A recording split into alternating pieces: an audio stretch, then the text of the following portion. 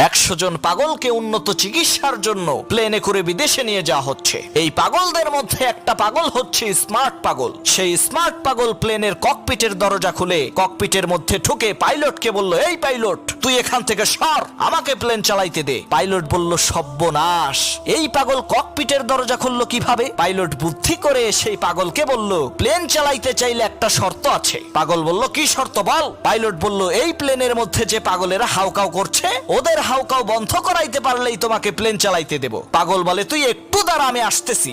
2 minute পর পাগল আবার ককপিটের মধ্যে ঢুকে বলল, এই পাইলট, সব পাগলরে চুপ করাইছি, এখন প্লেন চালাইতে দে। পাইলট খেয়াল করে দেখে কথা তো সত্য। পাইলট অবাক হয়ে সেই পাগলকে জিজ্ঞেস করলো, কিভাবে তুমি এই পাগলের কিচিরমিচির বন্ধ করালে? সেই স্মার্ট পাগল বলল, আমি প্লেনের দরজা খুইলা দিয়া কইছি, বাইরে বিশাল বড় মাঠ, তোরা কে কে খেলতে যাবি যা।